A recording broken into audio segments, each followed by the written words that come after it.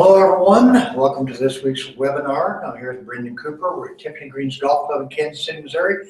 As usual, we're brought to you by Medicus Golf and Kickaxe Golf. If you have any questions, put them in the sidebar over there, and we'll get to those once we finish talking whatever we're going to talk about. That's right. Which is this week is how your grip controls the club face. The hardest thing in the world for a player to change is their grip. Right. So most really good players have a grip that fits their ball flight and what they want. The average player has a grip that really doesn't fit any of that. Right. So we spend a lot of time looking at how the grip's going to control that face and making some, for some people it's not large, it's maybe quarter of a turn maybe. Right, yeah. But they feel like it's way over. Yeah, right? you completely changed. Yeah. Well, you changed everything. Yeah. But, you know, at the end of the day, I mean, grips have typically been described as weak or strong. Mm-hmm. We refer to them as pretty much neutral. Yeah. So we have a couple of different ways that you can find out what your neutral grip is. The ideal perfect way we'll do here in just a second. But the first thing you want to do is look how your hand hangs to your side. So if your hand hangs like this, as you can see, all my knuckles are turned that way. But watch what happens when I reach over to grab this club. My hand will turn the other way. So now, if my hand was designed to be a four-knuckler and I come into impact, my hand wants to go this way.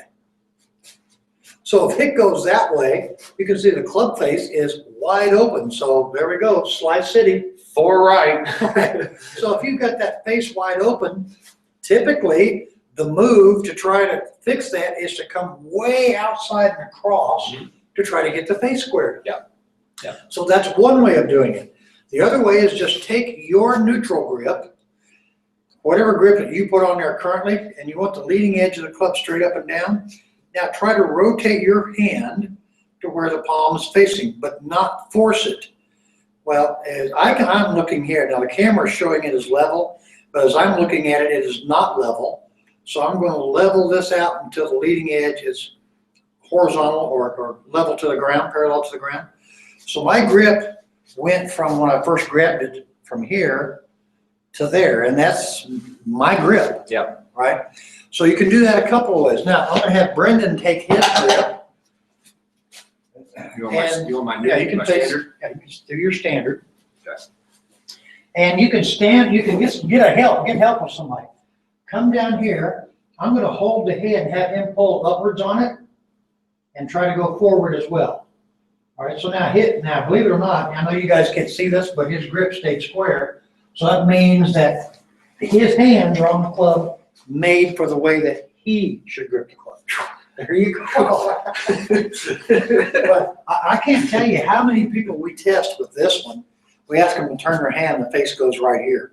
Yeah. Well, no wonder that ball isn't going anywhere. Yeah, and especially, you know, players and beginner players, anytime we see somebody put their hands on it the first time, they'll get it all the way in the palm and it's looking like this, and then when they do it, well, no wonder. Yeah. You know, Yeah. so Yeah. you know, that's a great test to show you what your natural grip would be for you. And everybody's different because you know, when you do this, that's taken into account how much flexibility you've got here with the forearm and up through the shoulder joint as well. Right. So, you know, and everybody says, well, it's strong grip, I'm going to hook it. Okay, well, David Duvall and Paul Azinger's grips are like this. They both hit fades. Yeah. Jose Maria Olazabal's grip is what everybody would be called weak, and he hits a draw. Mm-hmm. So what happens if you're a better player and your grip is a little weak, you find a way to get this face closed. So that those people usually go this way. They just flash the club right over and try to time the closing of the club face. And that's the key word, time. There's a lot of timing involved with that when that face is having to roll through the impact at a very high rate of speed. Yeah. So again, ideally, what you want to look at is people that would have a grip for a right-hander with the left hand more to the right, they typically are going to need a little bit more body rotation, i.e. again, Duvall and Azinger. Yep. And the players that have a grip a little bit more to the left side for a right-handed player, typically have a little bit more hand action and not as much body rotation. Right. So the key is just finding out which one of those gives you your neutral grip, so you don't have to try to work that club so much. Exactly. You know, go through the steps that Chuck showed you as far as finding your natural grip, and then what you can do then is just hit some shots, and something we'll have players do is just hit shots kind of going waist high to waist high and see where the ball's starting. Right. And then that's going to help you dial in, you know, well, this grip, you know, feels pretty good, the ball's starting straight. Go with it then. Yeah, you know? I mean, and if we take a player that their hand looked like this and move to this, the first couple of shots, they'll generally hit some pull draws. Mhm. But that's because their body doesn't know, they've been so used to the other one that they have to flash their hands through it. Their body doesn't know that I don't have to do that anymore. Right. Exactly. So it just takes a couple of reps in order to get that going. Yeah. So is the grip important? I'd say it's pretty important. It's important, but the biggest thing with the grip is, you know, make sure you get it that's on the club the way that's for you, that gives you the best control of the golf ball, basically. Right. If you control the ball, you control the face. Right. Vice versa, you control the face, you control the ball. Control the ball, You you know. control the golf course. But, you know, like Chuck was saying earlier, there's a vast amount of grips out there from weak to neutral to strong. Right. And all those players are able to control the ball. So you've got to find which one's best for you. Right. Which one gives you the best ball control and gives you what you're trying to do. Right. I mean, we've got players with weak hands or weak grips. We've got players with strong grips. Right. But, you know, if they're controlling the start lines on what the face needs to do, we're not really going to change that. No. Well, we have a ton Ooh, of look at questions that. that I can see over here. So we're going to start with the questions, all right? So this first question is from John. It appears to me that the grip needs to match the type of swing an individual has, closed to open and swing style, single plane versus standard. Is this true? Well, John, we just kind of talked about that. The grip is what controls this club face. Yep. So if your grip is not producing what you want with the club face, then you need to change that. Yep. The grip can affect whether you're going to be coming more outward to inward, and that's typically with a grip that the face stays open too much. Mhm. If you get someone that has a little bit more of a club face facing the sky, A la Zach Johnson or somebody like that. yeah, you'll notice that for them, they usually get a little bit more from the inside coming down. Mhm. So again, it can play with how you're swinging it down on your downswing plane. You could be over or a little bit under. But the bottom line is, if you're a right-handed golfer, this left hand is controlling what that club face is doing. So wherever this left hand goes, that club face is generally going to follow. Right.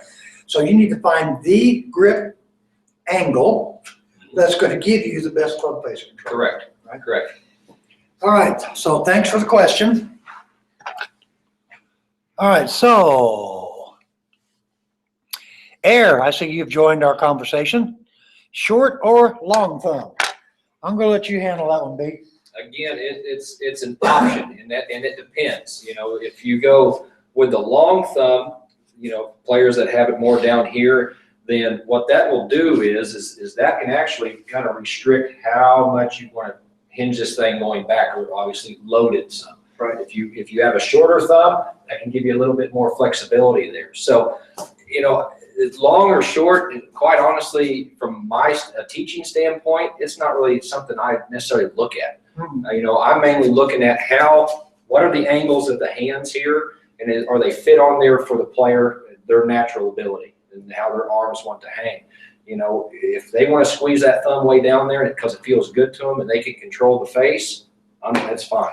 Well, yeah, the players that you see with a ton of lag coming down typically, that are going like this, they're basically double jointed in their lead thumb. So, you know, my thumb just sets like this.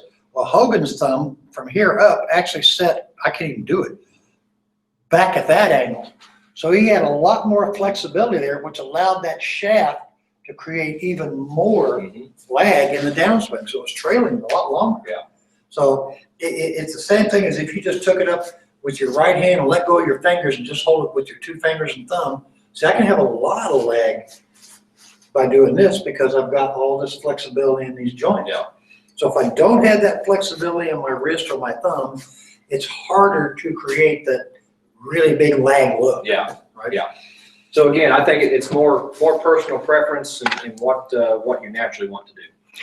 Okay, this is from Walter. I understand the importance of a flat left wrist. However, when I focus on that, it feels like I can't generate enough speed, so I start flipping my hands. Any drills for this? Okay, so you can swing this thing as fast as you want with the flat left wrist. Let it rehinge over here. What you don't want is you don't want all that speed right through there. It'll go into the impact with an inline shaft, okay? And then right after that, if you want to do this, that's fine. Right. You just have to control it through impact. So, you know, I had a young lady yesterday, never played golf. So we're making some small swings right about here to here. And she would do this. Okay, which sounds like kind of what you're talking about, John. So I said, okay, if you're doing this, what would be the opposite of that? She went, this? I go, okay, we'll do the opposite. So she did this. I showed Brenndan her video this morning. It was impressive. Yeah, It was very really impressive. Yeah. And she's hitting this net with a swing this far, and the net is popping. Yeah. All right, so that's the difference between having it flat and then having it bent, right? Yep. All right, our next question. Air, you snuck back in again. Has grip and hinge action any relation? Can be, again, it depends. So if you're, let's say you grip it stronger with the left hand, okay? Well, if I grip it stronger with the left, I'll tell you what, I'm gonna use the big club. Okay. So if I've got my left hand more on top of the grip here, well then, when I go through impact and post-impact, I'm not gonna want this face going upward like this. I'm gonna be having the face more this way. Because if with my stronger left hand here, if I start to let this thing roll out, four left, okay? Right. But now let's go on the opposite end here. Let's say I'm grip it more like Hogan, for a little more weaker here. Well, in that case, when I get through impact, I'm gonna let the toe roll through. Right. Because if I don't let the toe roll through, then it's forward right. Yeah. So whatever your angle is here, yes, that's going to affect what your post-impact club face will look like. Let's put it that way. Right. So it's going to change the swivel coming out. I didn't want to say it. Okay. All right. Okay, Air. Why is the gap between the right forefinger and the other fingers important? Your turn. Okay. So we've talked about this many times. And so here's a grip, and you'll notice most good players have that forefinger separated from the rest of their fingers. And there's a reason for that. If I have my fingers together like this, and I swing back to the top, this doesn't feel any different than this. I feel no pressure change in that finger.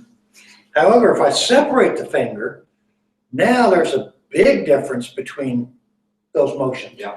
I can feel the pressure against my index finger here. I cannot feel it there. Right. So that index finger is used to basically direct and drive the sweet spot down to the golf ball. Because that pressure is created, you're literally feeling the weight of the club head there. Right. So that's giving you an indication of where that club head is. Right. And you're feeling, and if you have it in the right place, yep, which is on the aft side of the shaft, not on top of it, on the aft. Now it is on the same line that the sweet spot's on. Yep. Okay, so you can direct the sweet spot. All right, next question. This is from Peter. I have some lower back problems and consequently come out of my posture on the downswing. What can I do to rectify this? You know, I talked about this last week, playing with injuries, and one of them was bad back. So, first of all, people usually don't get bad backs from playing golf unless they're not using the body properly. Correct. Correct. So if you're coming out of your posture, you mean you're doing that move.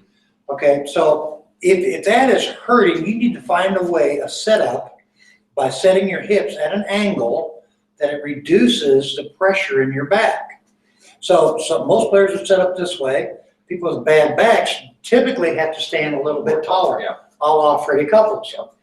Okay, so stand a little taller, and you may have to have your clubs extended, right? Stand at a location that when you swing down, you don't have to worry about your back, right? The other thing I would advise you to do is to relieve pressure on your back. Swing back and turn everything as far as you can freely turn it by lifting your foot, okay? The more you try to restrict things, the more pressure you put on your back. So I would swing back, lift your target side foot, plant that foot, swing, and then lift the trail foot. Okay? But you may have to start from a higher angle of inclination. Instead of starting here, you may have to start up here. And that also could be, just to add to that, sometimes players will set their hands really low. You may just need to sit here and literally just uncock your wrist some on your setup part, and that will automatically raise you up a little bit. So that may be something to look at as well. Yeah, I mean, if you're somebody that sets up like this, standing up taller is not going to help you because now your club is between your legs. And that's pretty hard to do. That'd be interesting. So instead of setting up with your hand and arm at an angle like this, just let it set up this way. Right? A la Norman, basically. Yes. All right, our next question is from Daniel. How can I stop shanking my irons? Daniel. Well, don't do it. That would be the way to stop it. Actually, we had a member. All right, next question. Okay, next question. Actually, we had a member this morning ask me about that. He said, I'm starting to get the shanks. I said, well, why do you think you're shanking it? He goes, I'm swinging outside in. I go, well, there's two basic reasons for shanks. And I said, and you don't swing outside in. If anything, you get it too far underplane. So the first reason is that people get it too far underplane. So the shaft's going like this now, and I'll do it from this angle so you can see where that shaft's pointing. Now you see how far to the right that shaft is pointing? I mean, it's way over there. So now what happened is the club head comes in from back here, and it's not lined up in the sweet spot anymore. It's lined up in the hosel. The second thing is sometimes they will drag the handle too far forward and it leaves the face open, right? And it's going to hit in the hosel. So those are two primary reasons. You got any other ones? I mean, and both of those, obviously, when somebody's shanking it, we know the face is coming in like this. So, again, maybe look at what your grip, does your grip fit you? Because we were talking earlier about grips and how it can affect controlling the face. So you may want to check that as well. Just make sure you got the hands on it to where you can get the face a little more square. And I would hit some little waist high shots. And if your normal feel is this way into the golf ball, I'd hit some shots and feel like you're going that way into the golf ball. Feel like your club's coming from the outside until you find the middle of the face. Okay. All right, next question. And this one is from Alton. What tips would you offer on keeping drives in the fairway? Play on golf courses that have wider fairways. Okay, next question.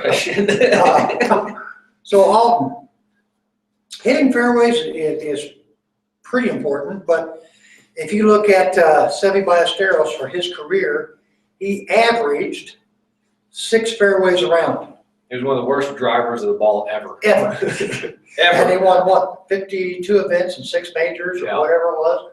Okay, so, and in today's golfers, all these long bombers out there, they really don't care if they hit the fairway because they got wedge into the green.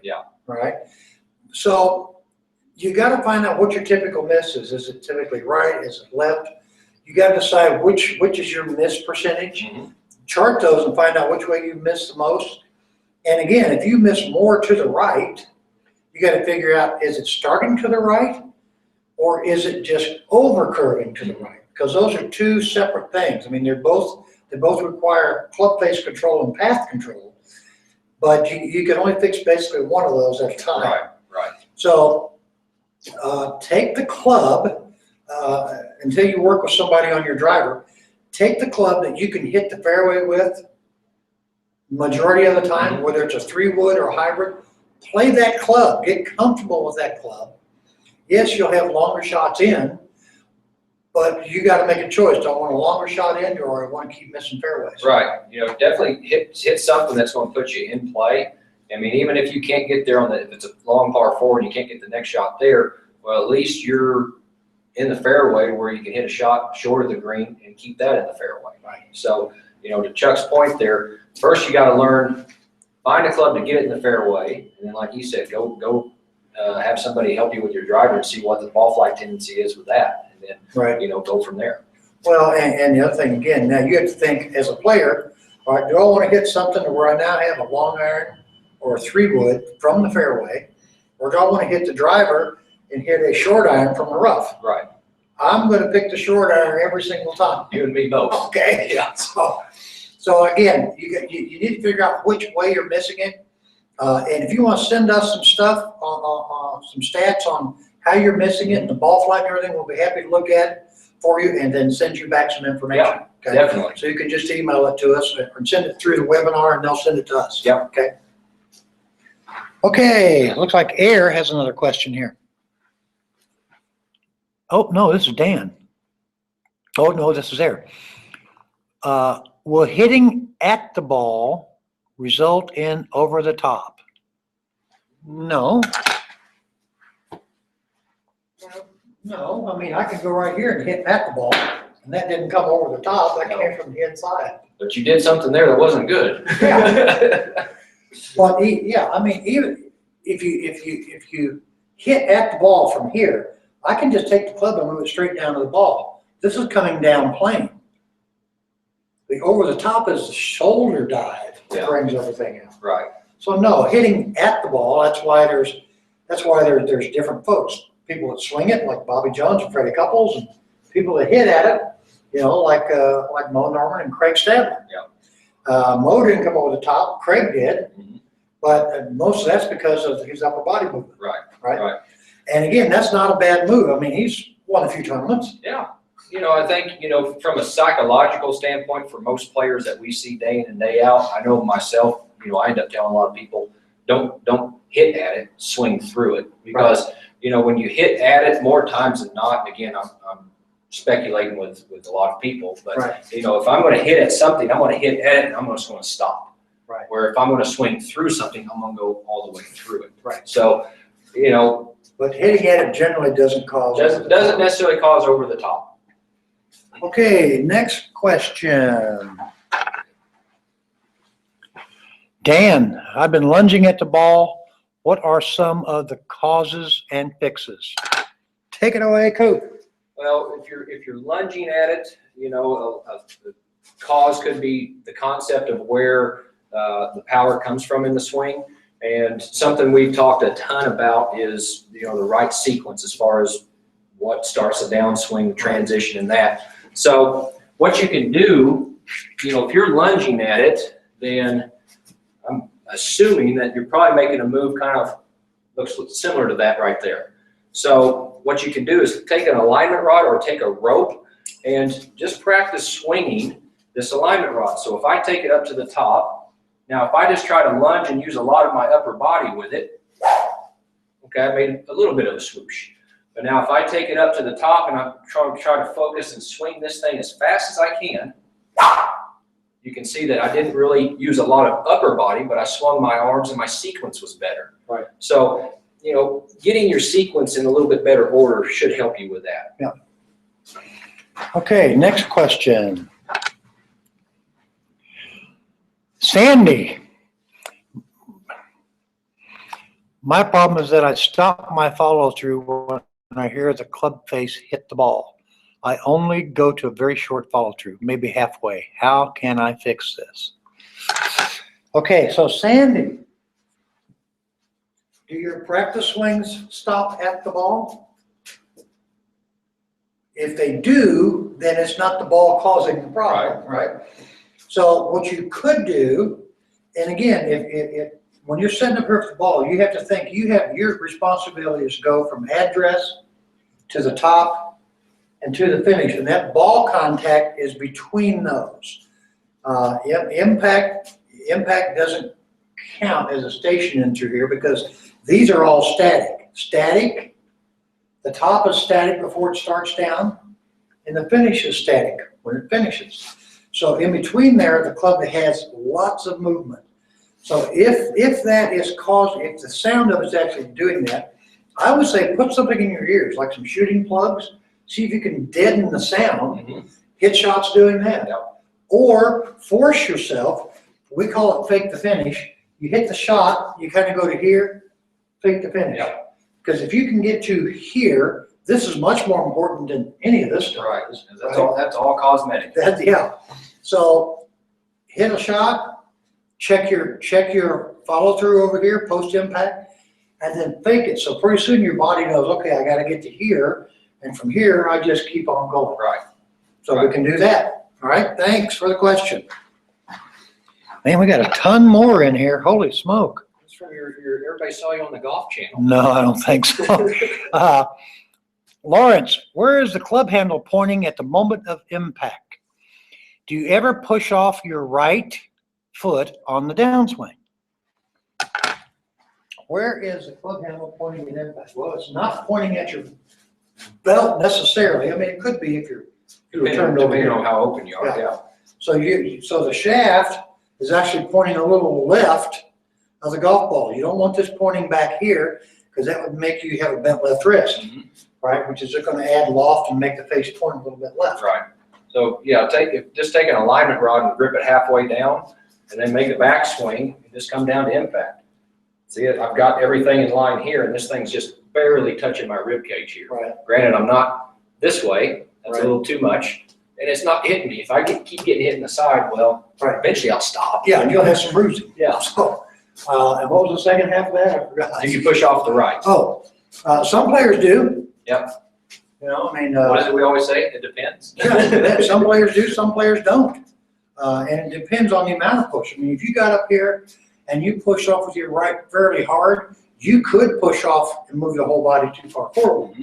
Right? So when you get to the top of the swing, there's actually, right before you get to the top, there's actually, for most players, a little settling action into the left, and then there's a rotating action that you might feel at this point is a push. Yeah. I personally don't recommend people push off with their right foot simply because they can push too far. Yeah. Then you got to dial that back again. Yeah. So, but yes, you can do that. There are players that do it. There's players that write about it all the time.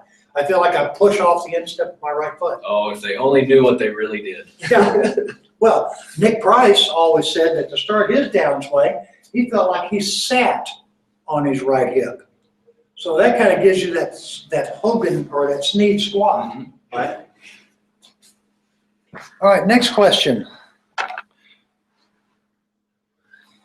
All right, this one is from John. I have a hard time turning my upper body and creating torque to turn back on and start back on. And then I start the downswing coming over the top. How can I fix that?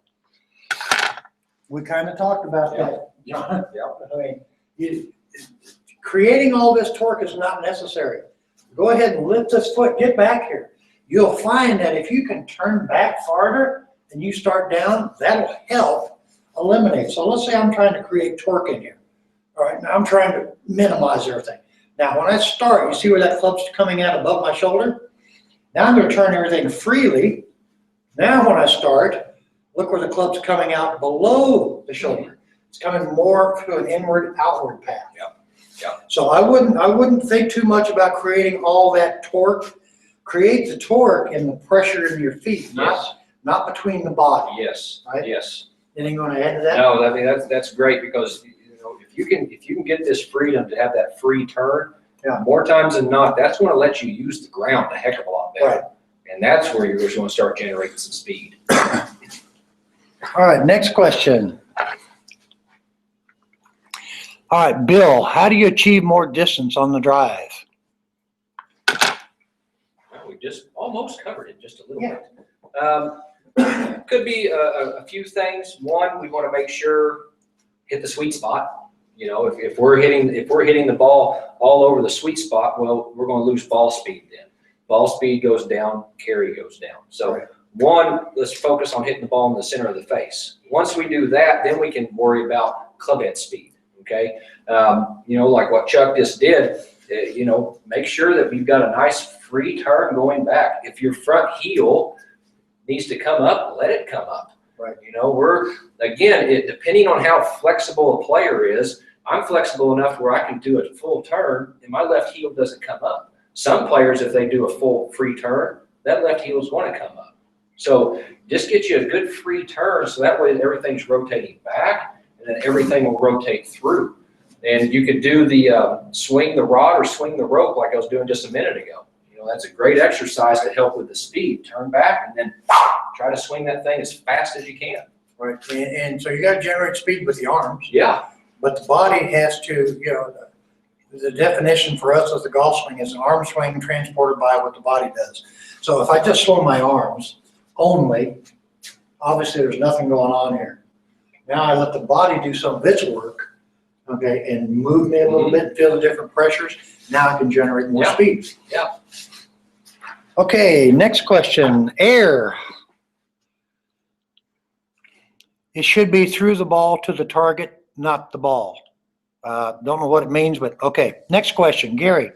How do you determine whether a new player should start the game right-handed or left-handed?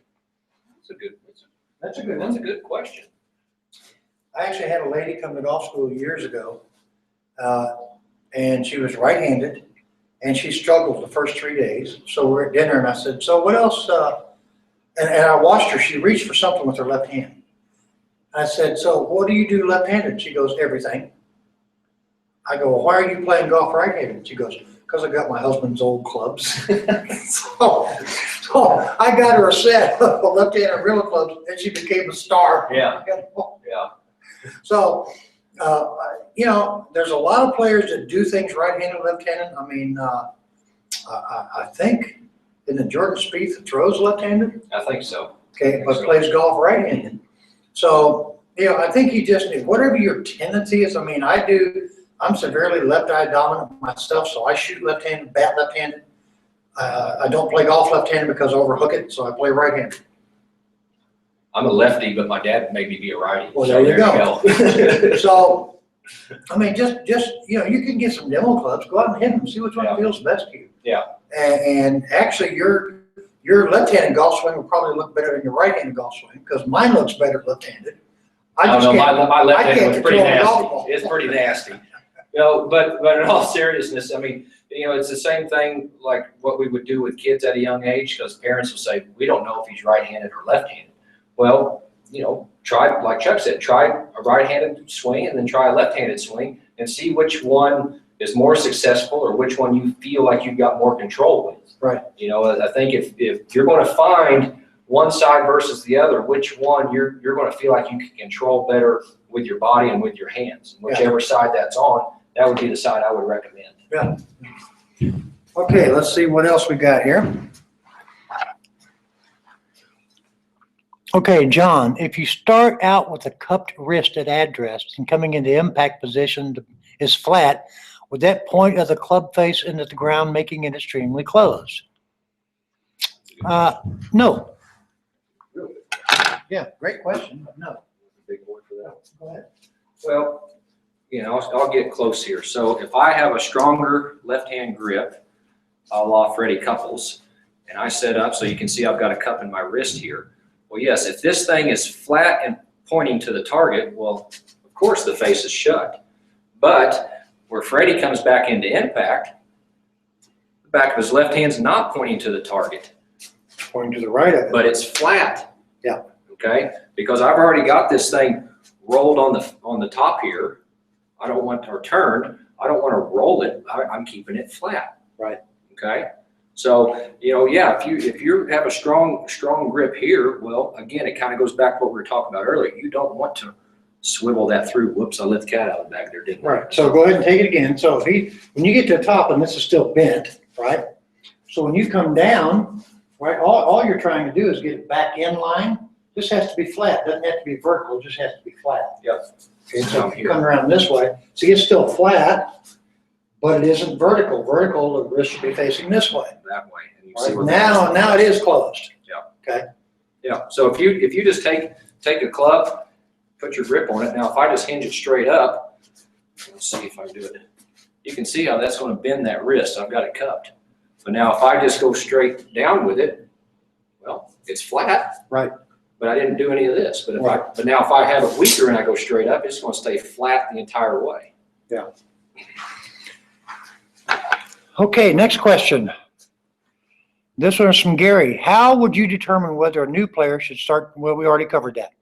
Okay.